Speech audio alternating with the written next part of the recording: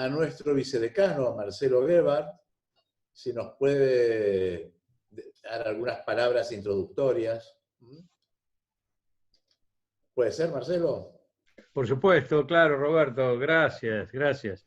Yo Gracias. decía que hoy la facultad es el querido Roberto Malcasián, que está a cargo de la Cátedra Libre sobre estudios del Holocausto y todos estos temas que son la verdadera llaga de nuestra humanidad.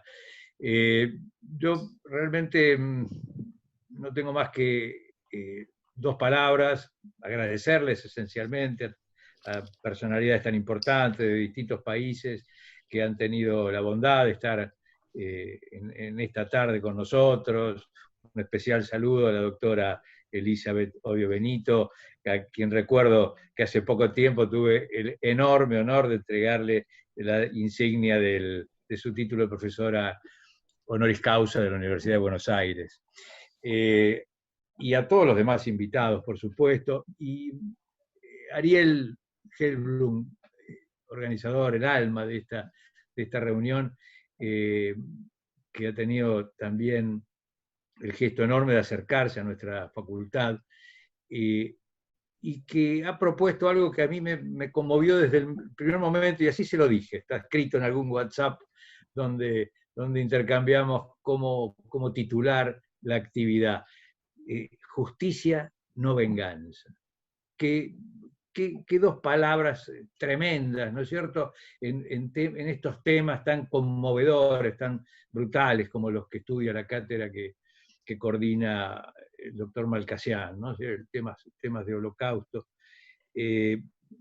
Y qué profundidad, ¿no es cierto? Qué orgullo, diría, y sentiría Simón Wiesenthal si pudiera presenciar que hoy en Buenos Aires la facultad se siente, digamos, estimulada a trabajar frente a estas dos hipótesis. Queremos justicia, no queremos otra cosa. Esto es lo que exige, lo que estimula a crecer en una humanidad equitativa y verdaderamente justa. Por eso yo les vuelvo a agradecer a todos, les doy la bienvenida, a tantos visitantes y profesores ilustres y conocidos, no los puedo saludar, nombrar a todos, pero a muchos los conozco y los abrazo y los recibo, conmovido, insisto, por esta iniciativa de Ariel Helblum de traernos su centro de Simón Wiesenthal para América Latina a nuestra querida facultad. Solo eso, mi emoción y el saludo institucional de nuestro decano Bueres y de nuestra facultad, dándoles la bienvenida y el espacio para estas exposiciones que seguramente serán muy valiosas en estas cuestiones. Gracias de nuevo y buenas tardes. Bueno, muchas gracias, Marcelo. Muchísimas gracias. Bueno, me voy a permitir dos palabras en relación a la Cátedra Libre, que es un poco el marco dentro del cual en la facultad hemos decidido incluir esta actividad. La Cátedra Libre es sobre holocausto, genocidios y lucha contra la discriminación. Como ya saben, es de la Facultad de Derecho de la Universidad de Buenos Aires. Y fue creada en el año 2007 con el fin de vincular nuestra facultad con la sociedad civil en el tratamiento de temas tan cruciales para todo ser humano como son la discriminación y el genocidio.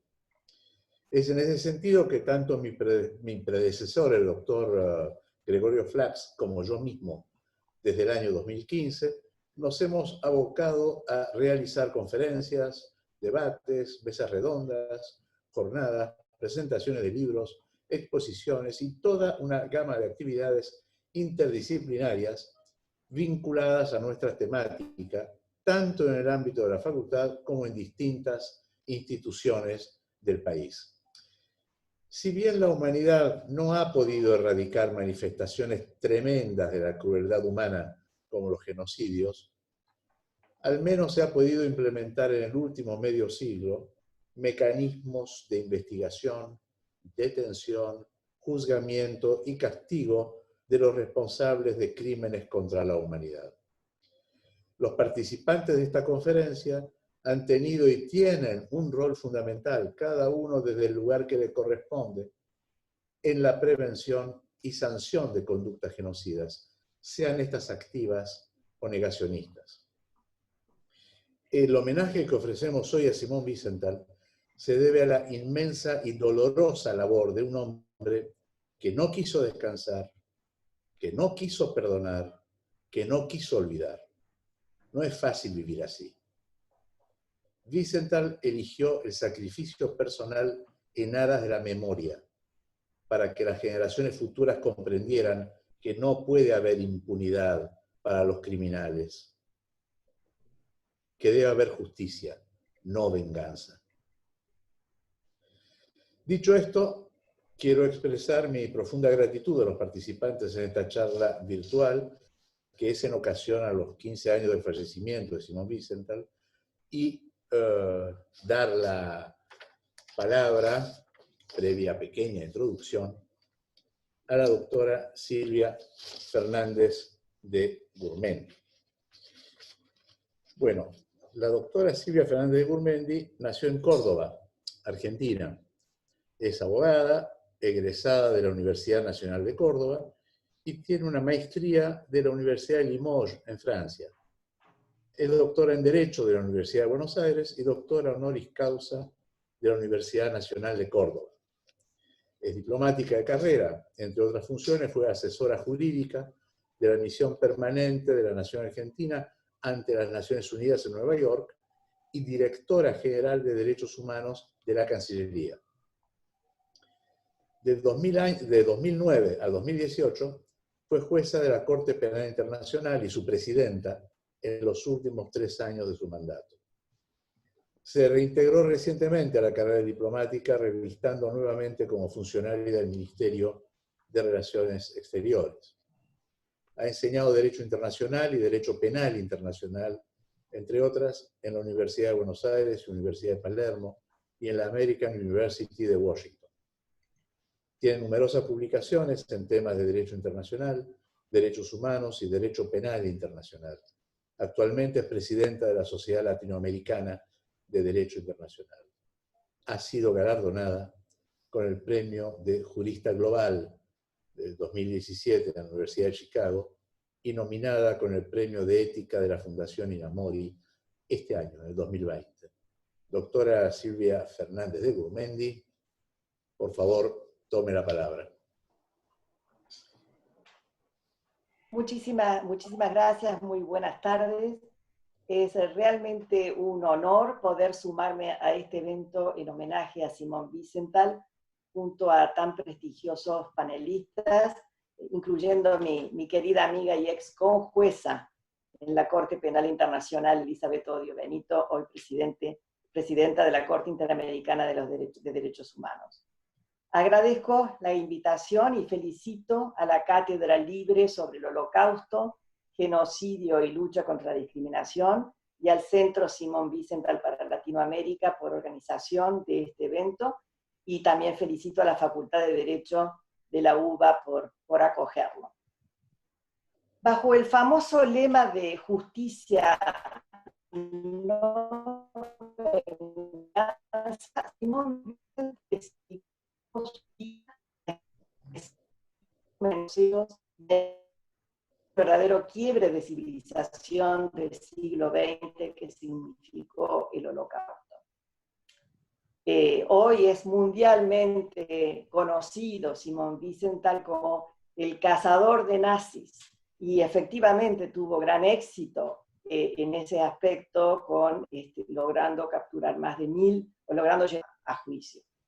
Ahora, yo considero que el legado más importante de Simón Wiesenthal es no solamente el de haber tratado de combatir la impunidad por hechos del pasado, sino fundamentalmente por haber abierto las puertas de la justicia. Por eso yo quisiera brevemente concentrarme en 2 puntos principales vinculados a ese legado. El concepto de justicia que inspiró a Simón Wiesenthal y el concepto de justicia que prevalece hoy en el sistema global de justicia por genocidio, crímenes de lesa humanidad y crímenes de guerra. Simón Wiesenthal se adelantó en varias décadas al exigir investigación y enjuiciamiento de los responsables individuales por genocidio, crímenes de lesa humanidad y crímenes de guerra. Después, en Nuremberg se había juzgado a un grupo de jerarcas nazis y japoneses en los tribunales de Nuremberg y de Tokio al terminar la Segunda Guerra. Pero esto abrió un largo paréntesis de más de 5 décadas donde, con algunas notorias excepciones, hubo poca o nula justicia por este tipo de crímenes. Entonces, debimos esperar el final de la Guerra Fría para volver a redoblar esfuerzos por lograr combatir la impunidad por este tipo de crímenes. Y sabemos, en la década de los 90, al fines del siglo XX, se crearon tribunales especiales para la Yugoslavia y Ruanda, y la Corte Penal Internacional en 1998 con carácter general y permanente. Y a esto siguió la creación de otros tribunales y se fueron multiplicando los procedimientos penales por este tipo de crímenes gravísimos que, como se decía en los momentos de la creación, ofenden a la comunidad internacional. Se fue consolidando gradualmente la exigencia para los perpetradores individuales de los crímenes de guerra. Y esto es probablemente uno de los principales logros del sistema internacional. Ahora bien, no solamente hubo un impresionante desarrollo del sistema de justicia penal internacional, se confirmó el concepto de justicia tal como lo entendía Simón Wiesenthal. Se trata realmente de un sistema de justicia retributiva. Se trata de un concepto de justicia retributiva o punitiva, es decir, realmente procedimientos penales para esclarecer los hechos y para enjuiciar a los acusados a fin de sancionarlos con penas proporcionales a la gravedad de los hechos, si es que se puede, de proporción dada la atrocidad de estos crímenes. Entonces, se confirma el concepto de justicia, y este es el concepto que concebía, y tal como lo concebía Wiesenthal, y tal como se ejerció después de la Segunda Guerra Mundial, en los tribunales de Nuremberg, de Tokio, tal como se recogió en los tribunales que se crearon al finalizar la Guerra Fría y por otras matanzas sistemáticas. Cuando digo que se consolida el concepto, obviamente que eso no significa que lo estemos aplicando a justicia penal en todos los casos. Sabemos que sigue habiendo atrocidades que quedan impunes, pero lo que sí hay hoy es una expectativa que se haga justicia. Hay un requerimiento que se haga justicia. Hay un reconocimiento que este tipo de crímenes no pueden ser amnistiados, no pueden ser indultados. Es decir, realmente se confirma el concepto de que este tipo de crímenes deben ser sancionados.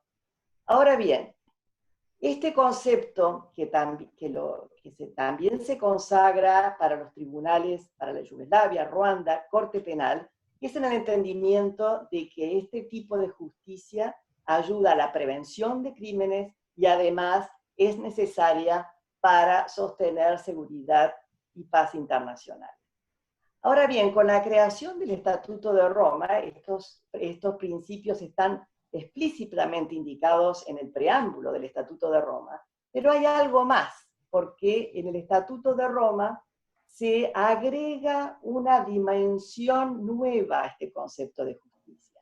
La Corte Penal Internacional es justicia retributiva, es justicia punitiva para esclarecer hechos y para sancionar, para enjuiciar y sancionar a los culpables, pero además agrega una innovación que en su momento fue considerada revolucionaria, que es la innovación de agregar un elemento de justicia restaurativa, reparativa a esta justicia punitiva. Se acepta, se reconoce por primera vez en el sistema de justicia penal internacional que para dar satisfacción integral a las víctimas es necesario darles un rol central en el procedimiento penal. Y por primera vez las víctimas son llamadas no solamente como testigos para ayudar al proceso penal contra los acusados, sino que son llamados a participar por derecho propio y para presentar sus observaciones, sus comentarios y para solicitar reparación integral por el daño causado. Es decir, que se agrega este elemento, se combina la justicia punitiva con la justicia restaurativa para las víctimas, que en su momento fue muy controvertido, pero que gradualmente fue también incorporándose a otros sistemas, a otros tribunales, el tribunal que se crea para juzgar los crímenes en Camboya, Líbano, Kosovo. Se convierte este elemento que da centralidad a las víctimas en una parte integral del sistema de justicia por este tipo de crímenes. Entonces, hoy se reconoce de manera general que para restablecer de alguna manera el orden transgredido por estos crímenes atroces, debe darse un remedio integral a las víctimas y a las comunidades afectadas. Así entendido y ampliado el concepto de justicia, el lema de Simón Wiesenthal, justicia, no venganza, está hoy vigente que nunca. Muchísimas gracias. Bueno, muchas gracias a usted. Muchas gracias a usted. Y ese concepto básico de la justicia penal internacional como instrumento de prevención de la comisión de crímenes contra la humanidad, función muy enriquecedora. Perdón, voy a pasar entonces la palabra a nuestro distinguido invitado José Antonio Díaz Toffoli, quien es licenciado en Derecho de la Universidad de San Pablo y ejerció la docencia en Derecho Constitucional y Derecho de Familia en el Centro Universitario de Brasilia. Actualmente es profesor en el programa de Derecho Público de posgrado en el marco de la Procuraduría General. El doctor Díaz Toffoli tuvo una importante actividad política en el Partido de los Trabajadores y participó de las campañas presidenciales del expresidente Lula da Silva. También fue asesor legal tanto en el Congreso brasileño como en la legislatura de Sao Paulo. En el año 2009 fue designado juez en el Tribunal Supremo Federal de Brasil tras haber sido procurador general y presidente de la Suprema Corte Electoral. Actualmente sigue siendo miembro del Tribunal Supremo Federal de Brasil, habiendo sido su presidente hasta hace una semana, si no me equivoco. Bueno, en su calidad de jurista ha efectuado diversas publicaciones sobre temas de su especialidad. Así que, estimado doctor Díaz Toffoli, lo escuchamos muy complacidos. Boa noite Roberto, boa noite a todas e a todos. Gostaria de agradecer com muita honra o convite feito pelo Centro Simon Wiesenthal, e em especial ao Dr. Ariel, diretor do Centro para a América Latina. Justiça e não vingança. Esse é o tema que nos reúne hoje para prestar tributo à história e ao legado de Simon Wiesenthal e ao sólido compromisso dele com o sistema de justiça. A extraordinária trajetória de vida mostra que o caminho da justiça não deve admitir atalhos. com suas decisões, a justiça é aliada fundamental na tarefa pedagógica de expor a dimensão de tragédias humanas como a guerra e o genocídio. Somente a clara apresentação dessas tragédias e de seus protagonistas permite uma reflexão coletiva, um aprendizado sobre o horror da manipulação de massas por meio do ódio e da intolerância. Sem um julgamento justo e a punição dos culpados, vários dos quais Wiesenthal ajudou a localizar em diferentes partes do mundo, isso teria sido impossível. E as décadas de paz e prosperidade que se seguiram à Segunda Guerra Mundial na Europa, com a construção de um projeto de integração regional, também teriam sido impossíveis. A firmeza de convicções foi uma das marcas de Wiesenthal. Em diferentes episódios envolvendo a suspeita de participação de nazistas em crimes de guerra, quando o mais cômodo seria juntar-se às vozes acusadoras, Wiesenthal dissentiu após a análise das evidências quando não as considerava conclusivas. A dimensão da presença de milhares de nazistas na América Latina após o final da Segunda Guerra, revelada em boa medida graças ao obstinado trabalho de Wiesenthal e à realização de julgamentos de muitos deles, foram parte indissociável da tarefa de virar essa página que envergonha a humanidade ainda hoje. Mas página virada não deve gerar acomodações ou expectativas de solução definitiva. A história e o legado de Wiesenthal recomendam permanente vigilância. As sementes do negacionismo histórico, do ódio, do racismo e da intolerância, infelizmente, continuaram a ser cultivadas por inimigos da convivência democrática. Não podemos deixar o medo e o ódio entrar em nossas vidas. Como na metáfora do clássico filme argentino, O Segredo de Seus Olhos.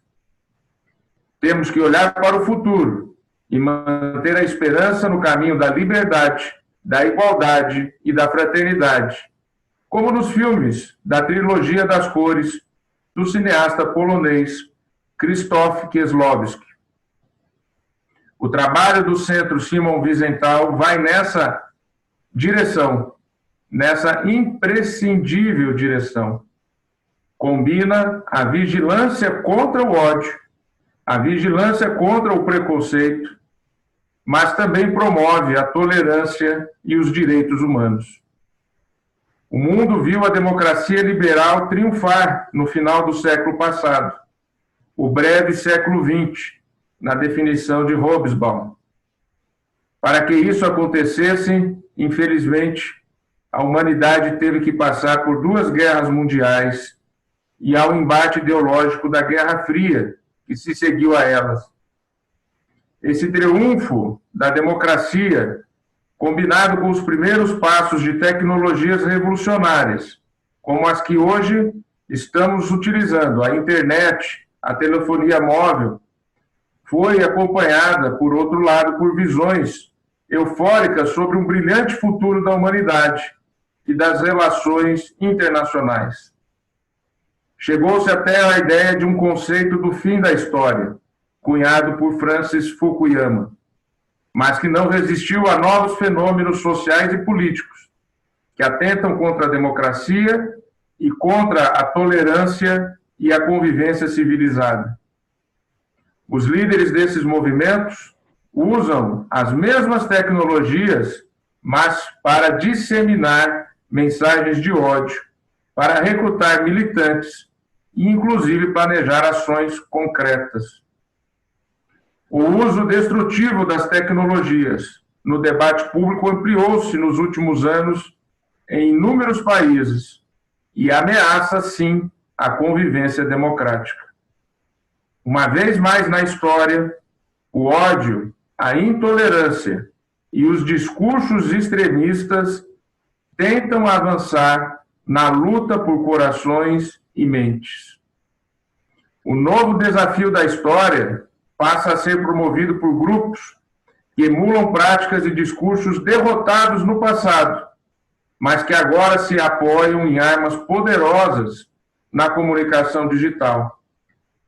Esse fenômeno, do qual se beneficiam movimentos políticos, requer uma reação dos democratas, inspiradas, e aqui vale exatamente essa solenidade, esse encontro tão importante, uma reação dos democratas inspiradas, entre tantas, pela atitude corajosa e obstinada de Wiesenthal ao longo de toda a sua vida.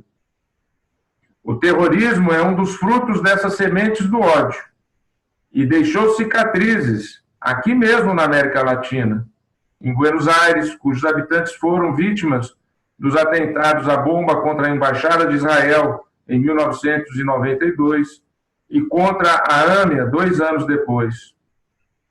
No Brasil, cuja Constituição de 1988 consagra a democracia e os direitos e garantias individuais, vivemos o mais longo período de convivência democrática de nossa história republicana. Na democracia, o Brasil, a partir dos anos 90, resolveu uma série de questões na economia e começou uma atuação na área social extremamente importante. Nos últimos anos, o país tem enfrentado com coragem e avanços institucionais e normativos o desafio de combater a corrupção, com resultados sem precedentes, inclusive no cenário internacional.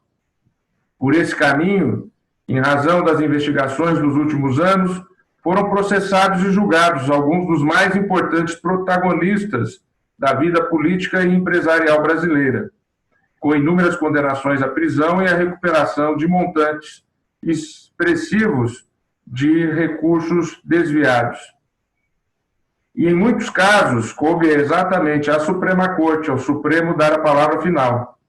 E tudo acompanhado em tempo real pela opinião pública, uma vez que nossas sessões de julgamento são transmitidos pela TV, pela rádio e pela internet.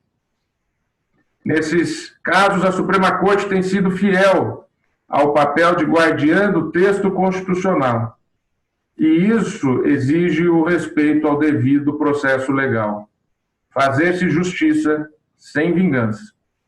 O Poder Judiciário não pode criar atalhos em nome do combate à corrupção e tem o dever de não permitir que se vulnere a Constituição. Tem o dever de promover a justiça e não a vingança. Forças ruidosas e saudosas de experiências autoritárias do passado chegaram a usar o combate à corrupção como pretexto para buscar retrocessos institucionais.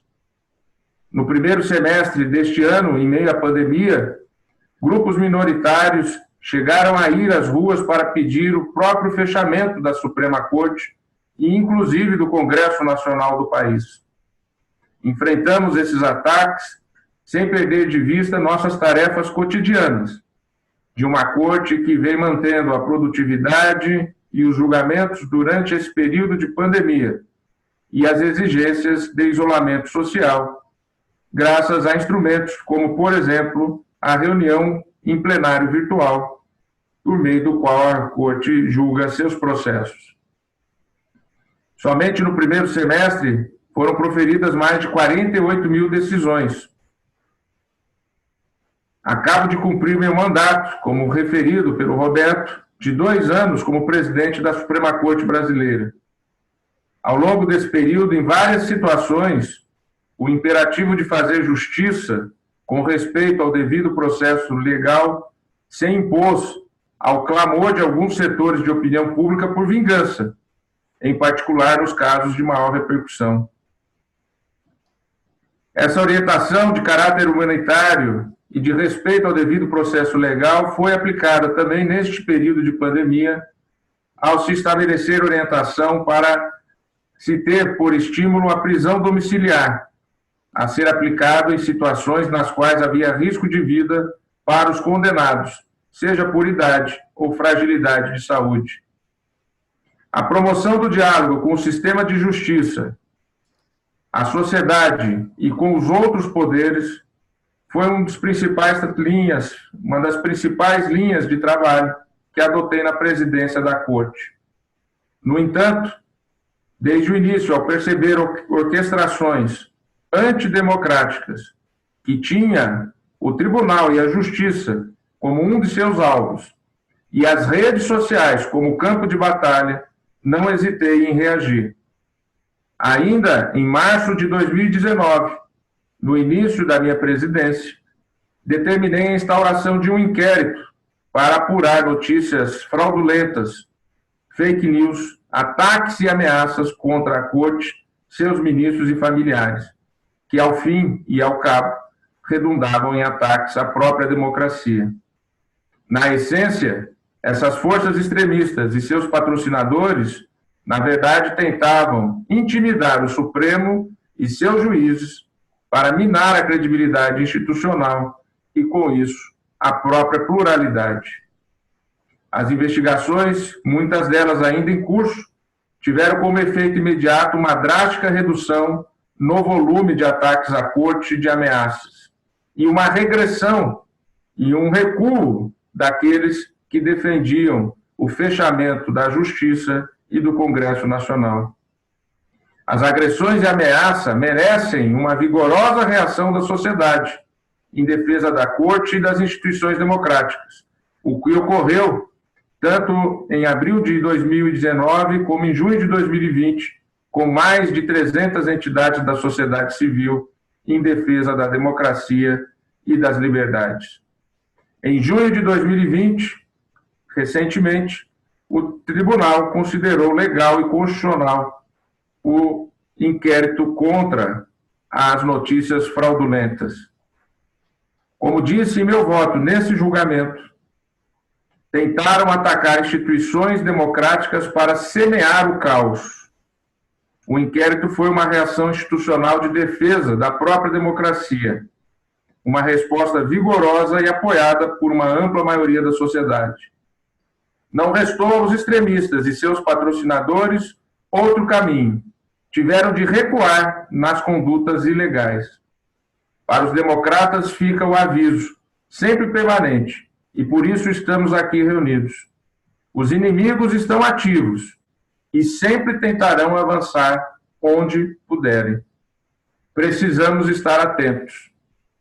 Já advertia Hannah Arendt, abro comillas, as soluções totalitárias podem muito bem sobreviver à queda dos regimes totalitários, sob a forma de uma forte tentação que surgirá sempre que pareça impossível aliviar a miséria política, social ou econômica de um modo digno do homem.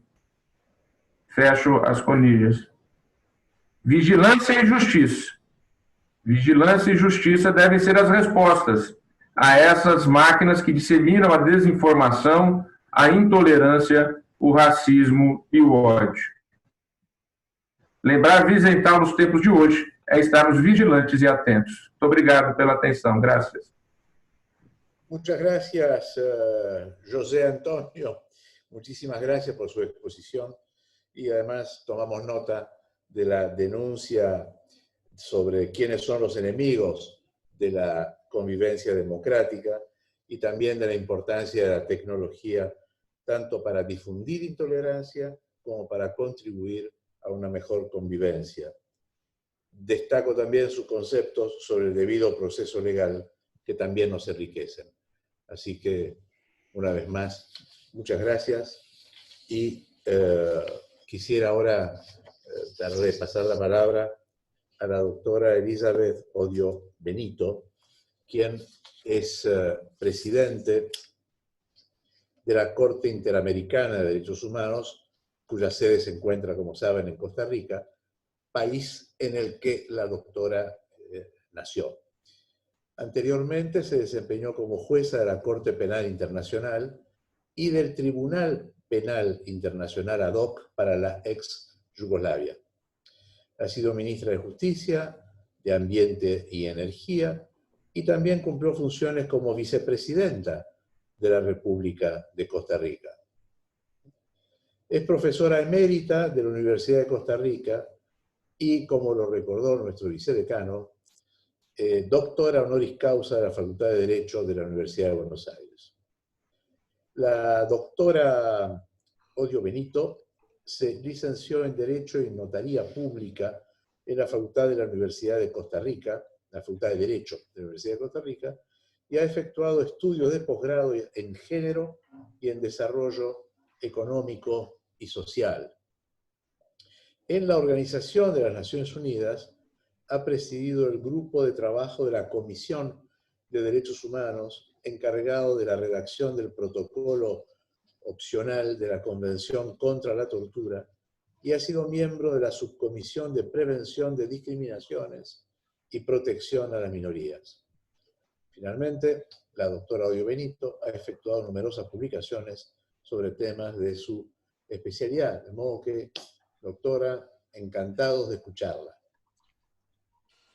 Muchísimas gracias y muy buenas tardes a todas y todos los colegas que nos acompañan, con un saludo muy cordial, en particular a las autoridades de la Facultad de Derecho de la Universidad de Buenos Aires y a las autoridades del Centro Simón Wiesenthal por esta honrosa invitación que me han hecho de compartir con ustedes unos minutos para honrar la memoria de este hombre extraordinario que fue Simón Wiesenthal.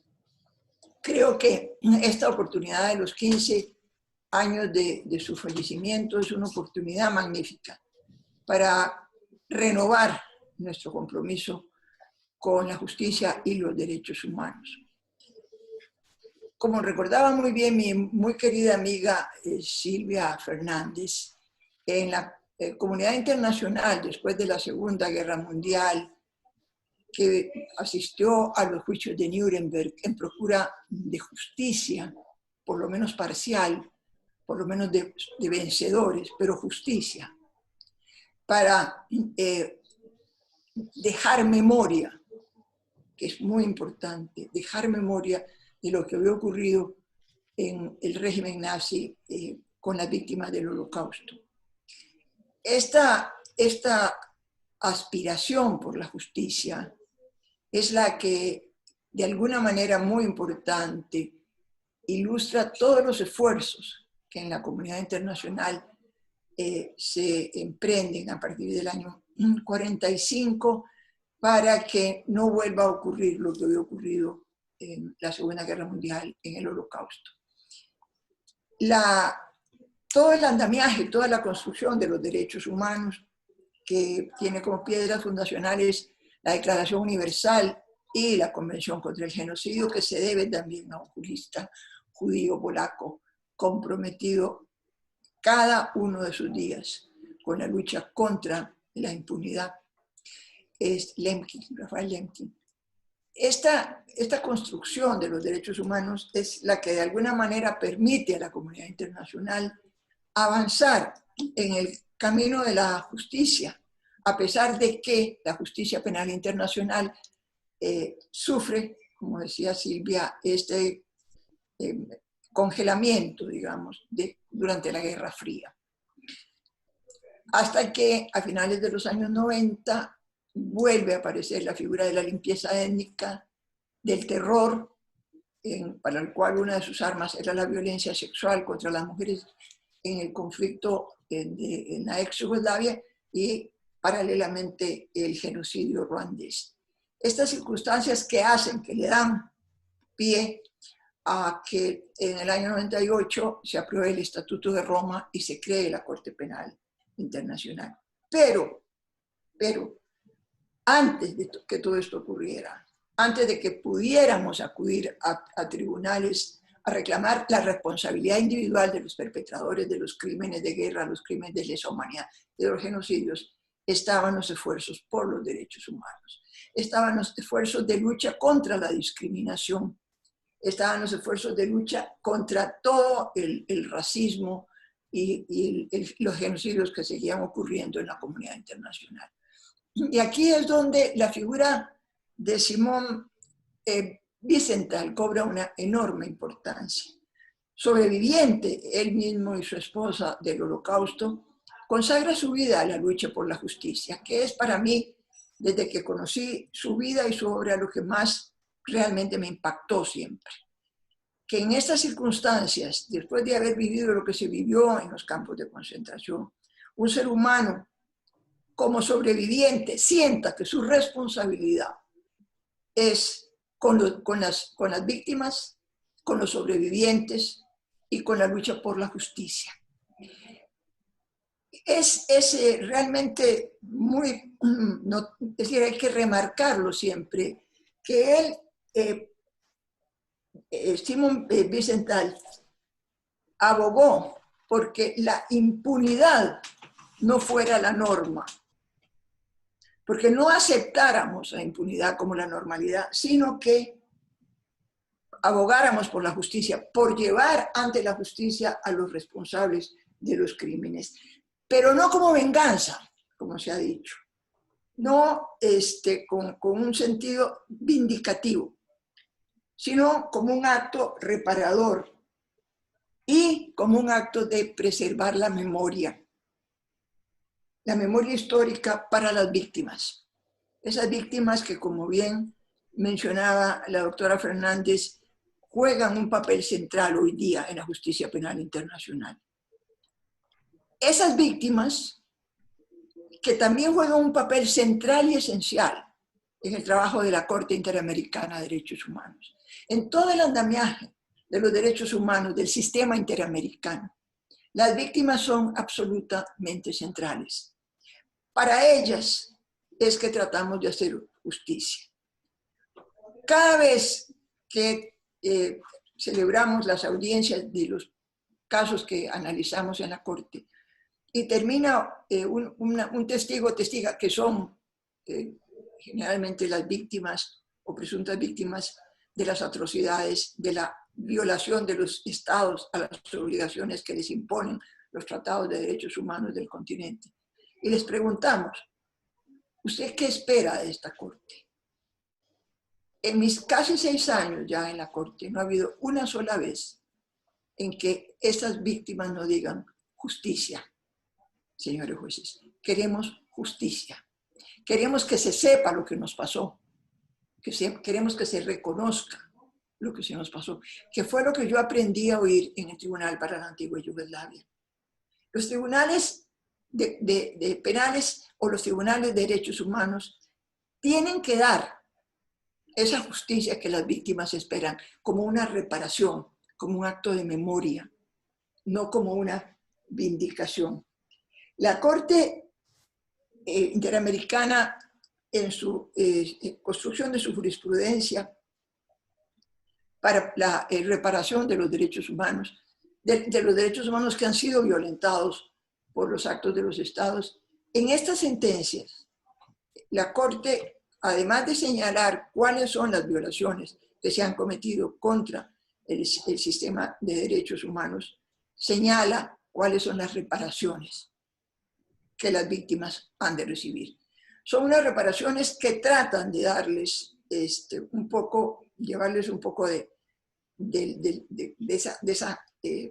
ese sanarse de las heridas a través de la preservación de la memoria, pero tienen una parte muy importante, este capítulo de reparaciones, que es las garantías de no repetición. Las garantías de no repetición que obligan a los estados que han violentado sus obligaciones a introducir los cambios que sean necesarios en todo su aparataje judicial, en toda su legislación, en todos sus actos administrativos, para que no vuelva a repetirse. Es un reconocimiento de la memoria. Allí además los estados se obligan, tienen que obligarse a hacer las investigaciones para identificar a los responsables de los crímenes, responsables individuales, y llevarlos a los tribunales penales nacionales o eventualmente internacionales. Pero la parte que es muy importante en estas garantías de no repetición es garantizar que no se repita, que la memoria sirva para no repetir los actos de violación de los derechos humanos. Y para finalizar, hay un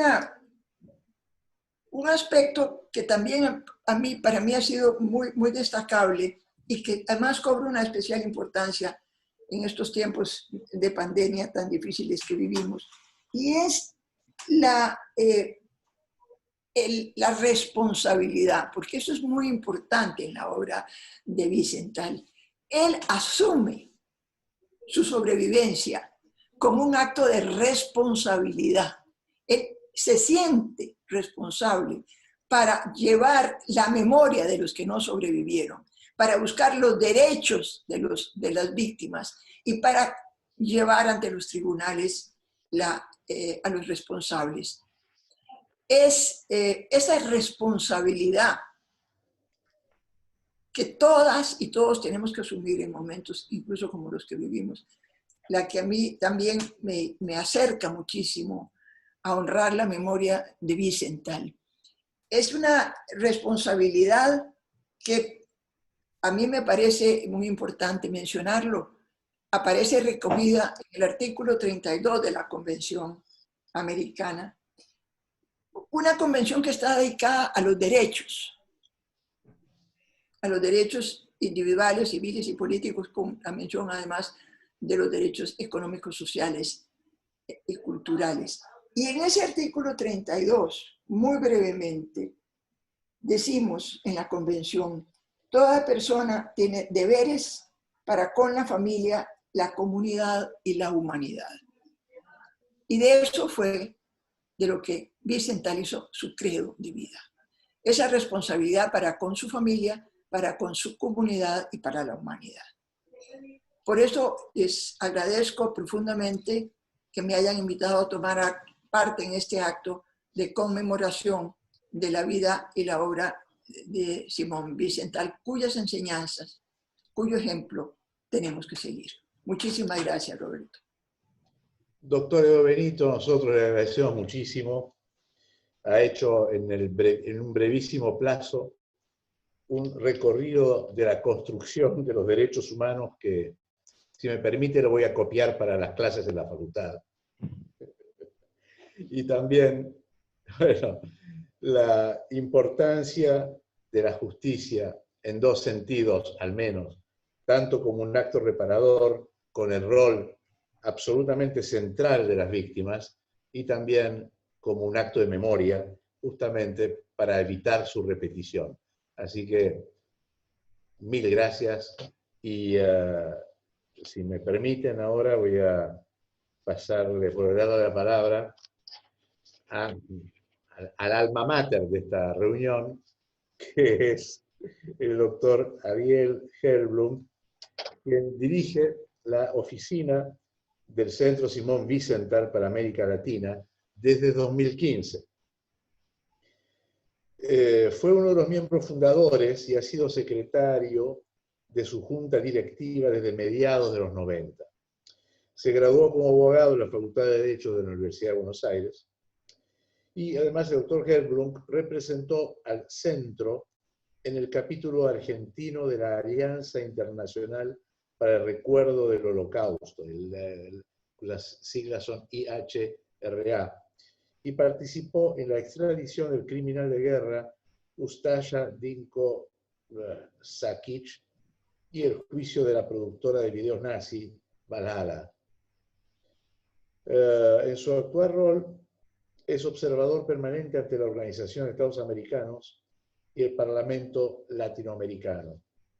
Llevó adelante la campaña para la promoción del programa de 11 puntos contra el racismo, la discriminación y la xenofobia en el deporte del centro en América Latina, obteniendo el auspicio de la OEA, el apoyo unánime del Parlamento Latinoamericano, y además fue declarado de interés para la promoción y defensa de los derechos humanos por la legislatura de la Ciudad Autónoma de Buenos Aires en el año de los Juegos Olímpicos de la Juventud.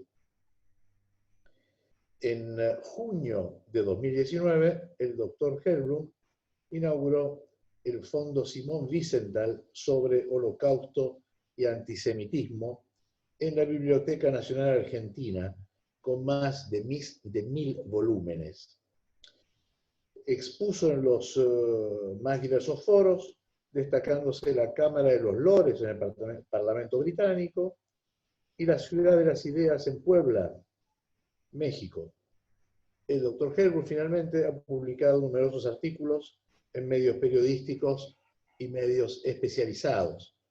Así que, estimadísimo Ariel, a vos la palabra. Muchas gracias, Roberto. Marcelo, señor vicedecano, que me conoce desde hace tanto tiempo, cuando nada de esto existía en el currículum. Y bueno, la verdad que muy emocionado por los tres preopinantes, que cuando los invité inmediatamente me dijeron que sí y que era un honor, el que realmente se sentía emocionado fui yo. Porque no me han defraudado en ninguna de las tres presentaciones, que fueron de un altísimo nivel. Y que si yo tenía que imaginar que estas personalidades iban a poder homenajearlo a Wiesenthal 15 años después de su fallecimiento, reconociendo su tarea, iba a sentir el mismo sabor agridulce que sintió días antes de su fallecimiento. Wiesenthal vivió una larga vida después de haber sufrido lo que sufrió y después de haberla dedicado a la justicia. Pero él no podía entender cómo tan poco tiempo después de haber terminado la Segunda Guerra Mundial el odio seguía tan fuerte, seguía con una presencia tan importante. Por supuesto, entender que este homenaje casi de América, porque hemos tratado de juntar figuras de todo el continente que han sido coincidentes en lo valioso que fue su legado y su obra. Sin embargo, él sentía de que algo había fallado, porque ese odio, esa presencia que el nazismo había dejado su huella, y que había gente que lo reivindicaba. Es decir, no solamente otras formas de odio que siempre se van reinventando y todas las generaciones tenemos presencia de fórmulas de odio. Algunos inclusive, desde, como bien dijeron antes, los negacionistas, quienes sostienen que esto no sucedió. Y si no sucedió y tiene su valor, lo podemos volver a repetir. Podemos volver sobre esos mismos valores. Hay un par de puntos que querría tocar para no repetir, digamos, aquellas cosas que quedan de las que Wiesenthal nos dejó y que me parece importante recalcar dentro de esta actividad. Una es el concepto que él tenía sobre el perdón. Muchísimas veces, en muchísimos reportajes y en muchísimos foros, la gente le insistía que, bueno, que era hora de dar vuelta a la página, de terminar, de perdonar, de que la sociedad continúe dejando atrás lo sucedido.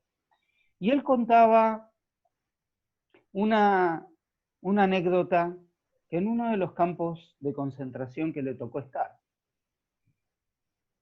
lo mandan llamar porque un jerarca se estaba muriendo, un jerarca nazi se estaba muriendo, y pidió que le traigan un judío, y lo llevaron a él. Y este hombre dijo: yo necesito morirme tranquilo y que usted me perdone. Yo voy a pedirle a usted por todas aquellas aquellos actos que llevé adelante, necesito morirme con su perdón.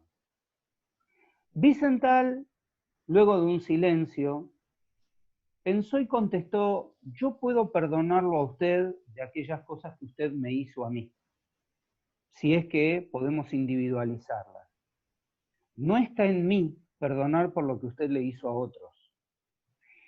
Y eventualmente tendrá que creer usted en tener alguna opción en el más allá o donde sea, de poder pedirle personalmente a sus víctimas que lo perdonen, porque no está en mis manos poder hacerlo.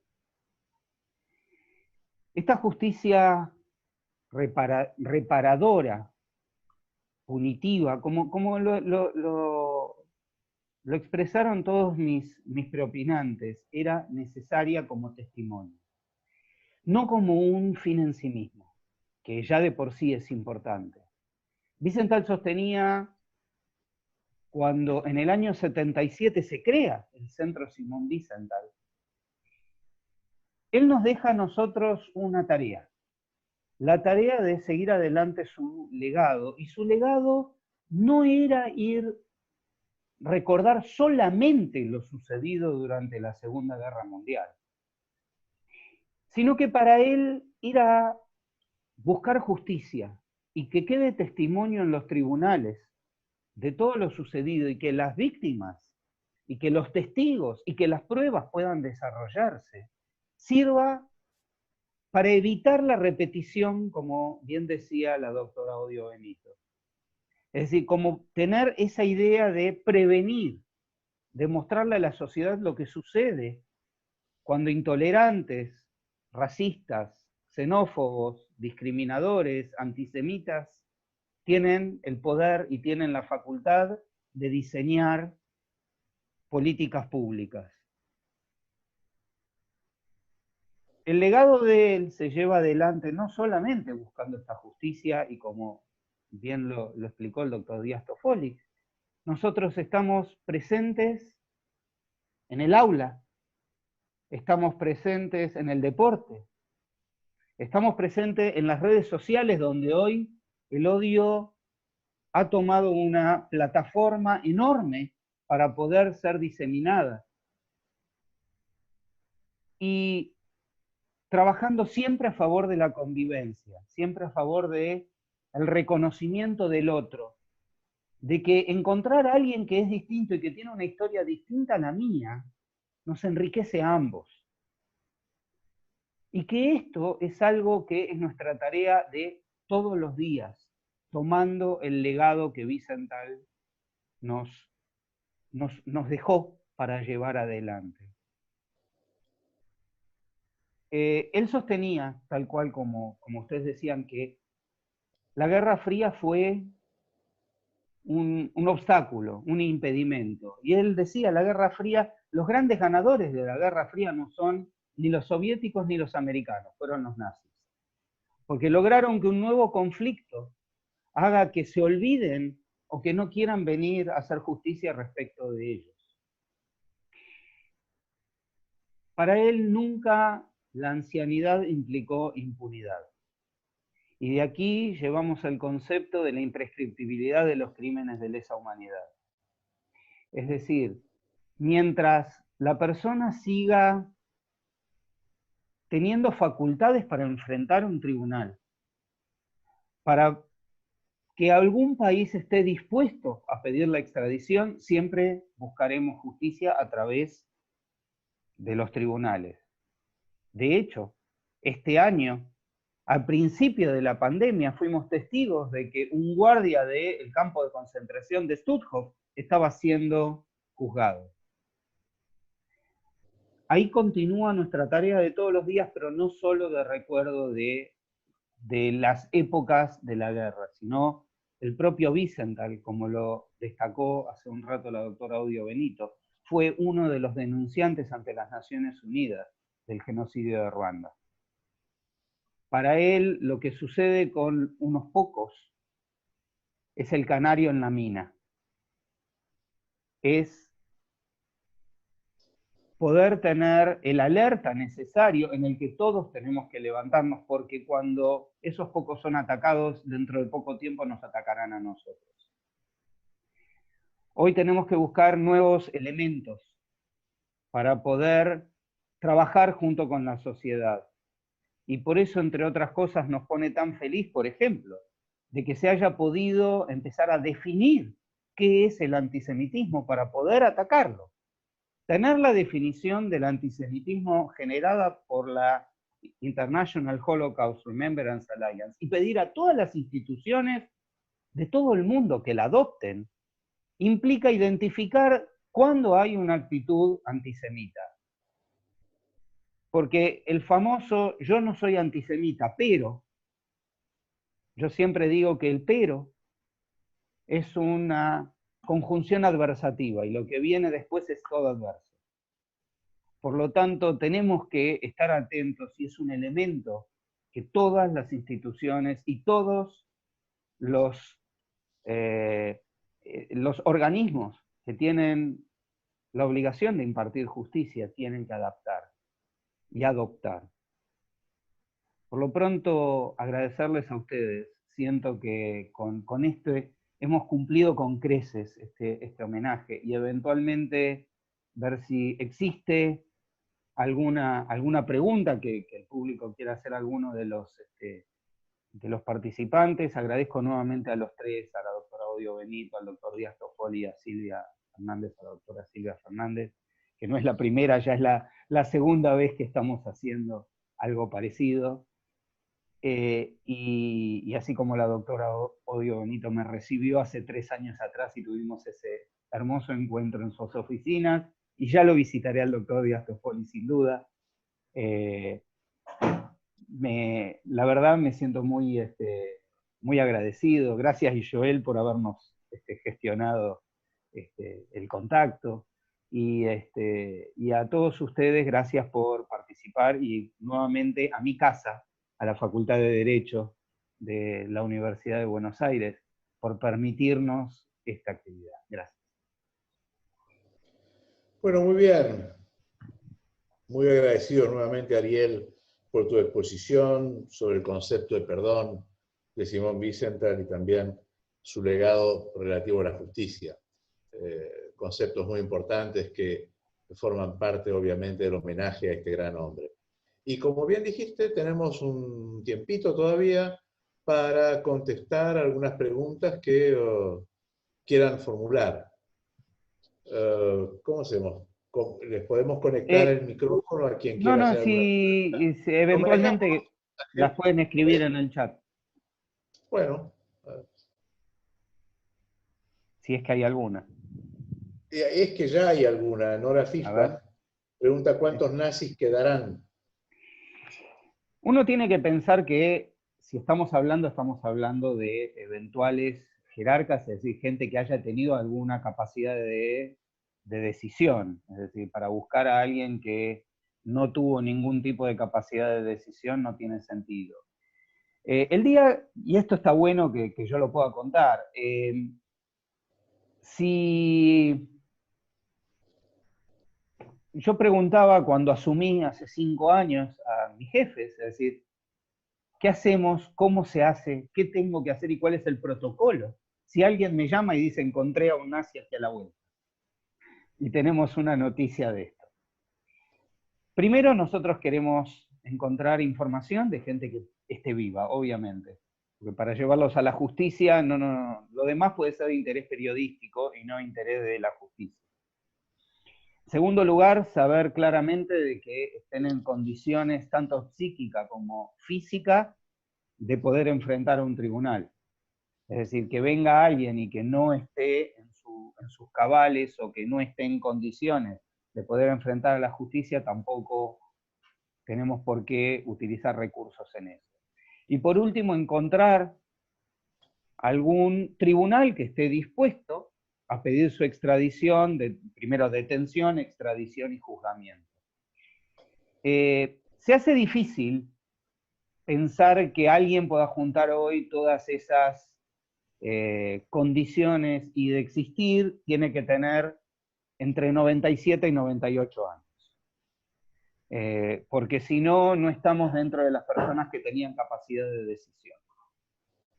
Pero como ven, esto hoy, hasta el día de hoy, todavía está sucediendo y todavía se lleva adelante. Nuestra oficina en Israel tiene la especialidad de poder detectar y saber si es que todavía hay alguno que pueda ser buscado, o eventualmente qué nuevas responsabilidades los estados están dispuestos a aceptar. Nuestro último informe no se refería a criminales, sino específicamente lo más rescatable fue que Finlandia, por ejemplo, recién el año pasado aceptó que parte de sus funcionarios habían sido cómplices y colaboracionistas de los nazis. Entonces, continuar con determinadas situaciones. Uno de los temas que más nos preocupa hoy es, entre otras cosas, y la doctora Fernández lo sabe porque la IRA está trabajando mucho en esto, es lo que sucede detrás de lo que eran los países de la ex Unión Soviética, con todas con todo lo que es la tergiversación de lo que fue la época de los nazis en el dominio de esos lugares. ¿Por qué razón? Porque han pasado de una dictadura del nazismo a la dictadura del comunismo. Y la gente que hoy vive busca de quiénes fueron los que lucharon contra los comunistas, que en muchos casos fueron cómplices de los nazis. Entonces hay una distorsión en el entendimiento de lo que sucedió en la época del nazismo que es muy importante trabajar. Ariel, hay otra pregunta de Silvia Mercado, de Infobae. Hola, Silvia. Que pregunta si consideras que el gobierno argentino colabora en la tarea del Centro Simón Wiesenthal. Vamos a analizar puntos por punto. En esta nueva administración que tiene unos meses, no llega a tener un año y la mitad la tuvo con todos metidos adentro de nuestras casas en esta época tan especial. Ha colaborado fundamentalmente con la adopción de la definición de antisemitismo el día 4 de junio, y a partir de ahí gobiernos provinciales, municipales, universidades, están de a poco adoptándolas y nos permite un trabajo muchísimo más puntual.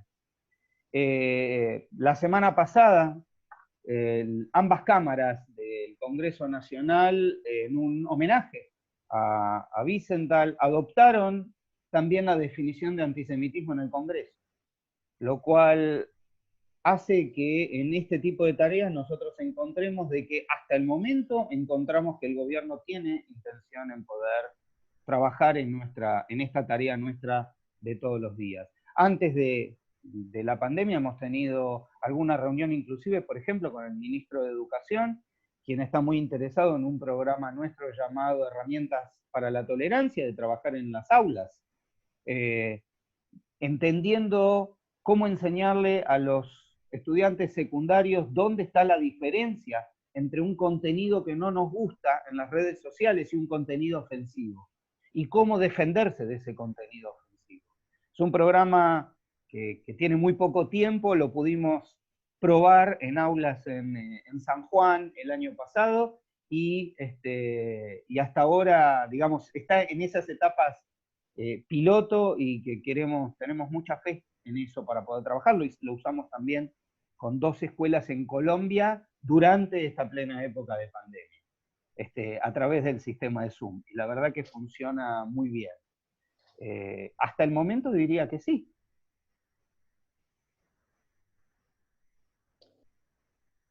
Muy bien. ¿Alguna otra pregunta?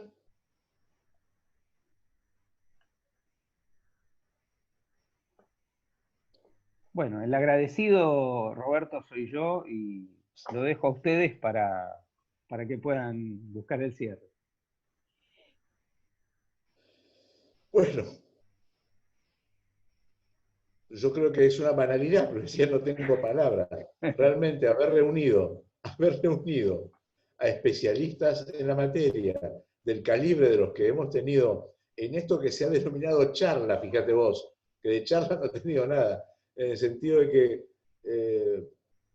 los contenidos han sido tan intensos, que uno a veces confunde la palabra charla con algo ligero, no tan trascendente. Sin embargo, cada uno de ustedes ha sabido transmitir una profunda sensibilidad frente a hechos que todos tienen un rasgo, es la tremenda crueldad del ser humano que todavía pareciera que existe. No solamente que existió, sino que todavía existe. Y es como que la humanidad no termina de aprender, no termina de aprender.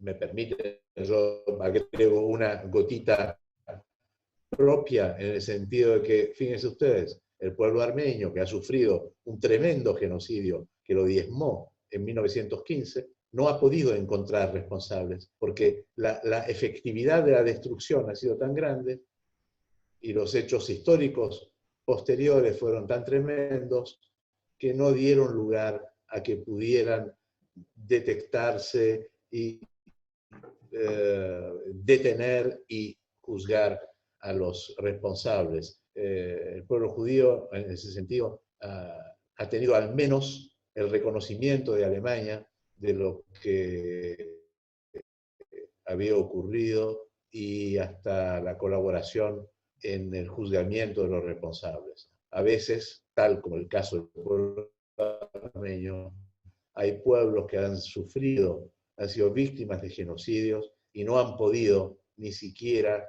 acusar en un tribunal a alguien. Eso es tremendo, y de ahí también la tremenda importancia y el valor que tiene el trabajo de Simón Wiesenthal. ¿Qué otra cosa decir? Bueno, Marcelo, nuestro vicedecano, ¿querés agregar alguna cosa? ¿Le puedes habilitar el micrófono? Ya lo hice. Ahí estamos. Decirles que realmente he quedado enriquecido, realmente conmovido con todas las cuestiones que involucran estos temas tan importantes para la humanidad toda. De manera que les agradezco a todos, especialmente a Ariel, por su perseverancia y por el esfuerzo, bueno, Roberto, nuestro coordinador en la cátedra, y a todos los presentes, a todos los oradores. Realmente creo que han hecho un aporte invalorable para nuestra facultad, para nuestra Universidad de Buenos Aires. Creo que tenemos que darle algún tipo de continuidad. Esta es la invitación que les hago, Roberto y Ariel. Démosle algún tipo de continuidad. Estos son trabajos y reflexiones que vamos a necesitar hacer en forma permanente, porque el odio no termina acá, lamentablemente. Entonces, con esa invitación los despido, los abrazo a todos y gracias por acercarse a la Universidad de Buenos Aires. Bueno, muchísimas gracias a todos. Hasta pronto. Ariel, ya quedamos en contacto para la próxima. Muchas gracias a todos.